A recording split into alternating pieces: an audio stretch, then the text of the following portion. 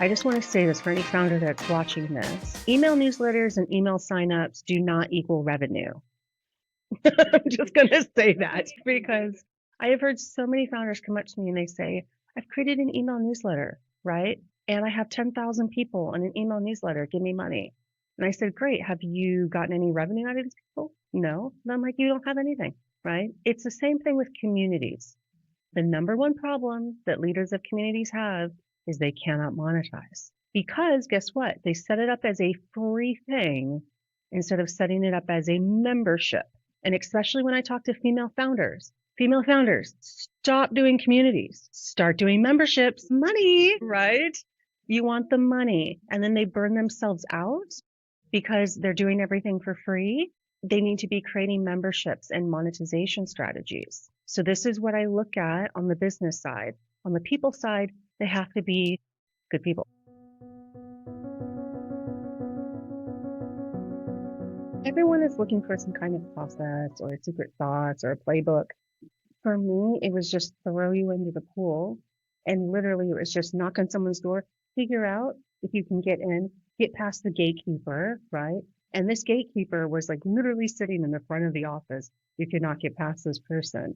And it taught me a lot about myself, how I react to situations, how you react to fear, how you react to challenges, and figuring out how to make a success of it. And I think these are all topics that they don't teach in business school anymore. All they do is they teach you your straight function, product sales, marketing, whatever you're doing. They don't teach you about mental resilience. They don't teach you about overcoming challenges. They don't teach you about how to pivot. They don't teach the psychology of putting together teams anymore.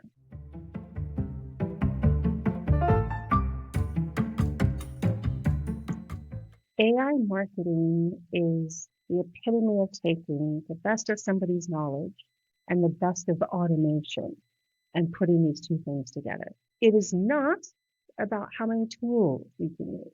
And I think that's one of the things these days, right? And I'm guilty of this as well. Like I did a post and here's my top tools, my favorite picks, and everyone's doing it, but it's not about the number of tools. It's about the right automation at the right time with the right experience behind the computer or the mobile phone.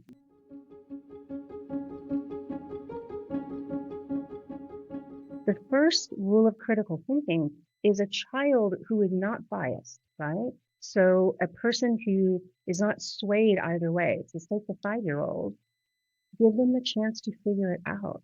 There was actually a show, Are You Smarter Than a 5-Year-Old, in the US, right? So interesting, to watch. But if you take out the biases and just let these children think, they will come up with the best idea, right? Because they don't have someone telling them, no, you can't do it, or it can't be done. There's also a cultural bit. So being here in Germany, and I'm from the States, my accent, I came from a culture where you could do anything, right? Mm-hmm. And it wasn't some whimsical pipe dream. It was real. And you think about anything in history, technology, social change, it's always been that person that says, no, we can do this. We can make it happen. So that's for the 5-year-olds. The 25-year-olds, you just have to get them to actually talk, right? 25, face to face, in person, and not talk about the weather, but talk about core key issues and really go face to face with someone who has the opposite view and learn how to debate a topic and still be friends.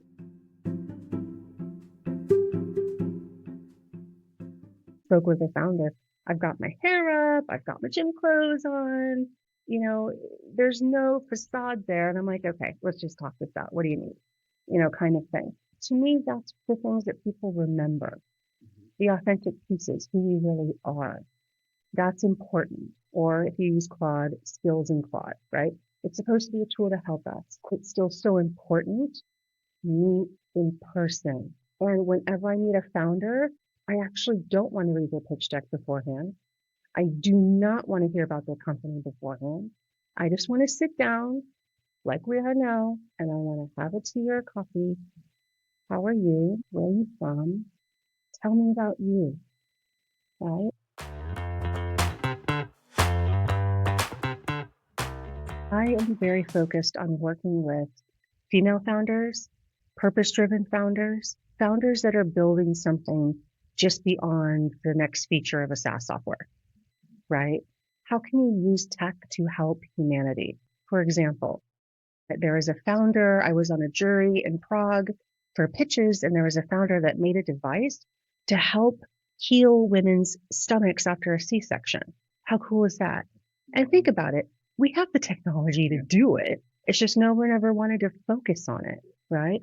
Or there's a great founder in here. So Precious, if you're watching, so Precious, she's here in Berlin, Abiva AI. So it's basically AI for face and skin analysis and cosmetics and skincare for people of color.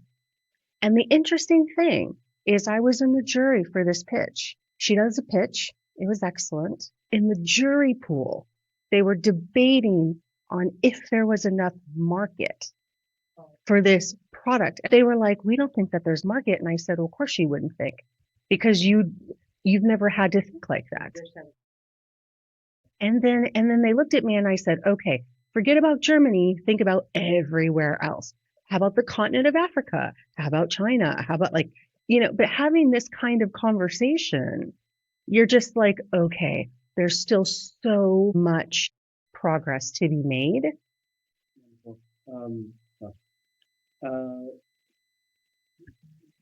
Yeah.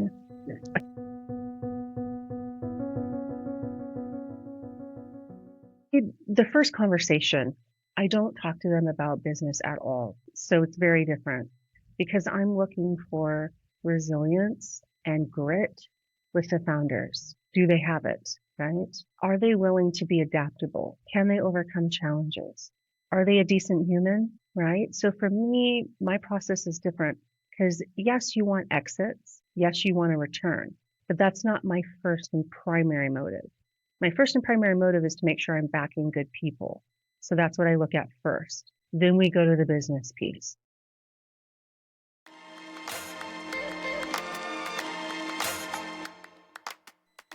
I find people now are learning the value of human connection.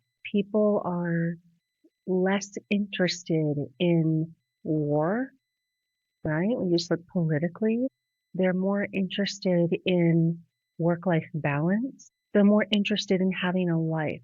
I see women particularly interested in how they're going to develop themselves.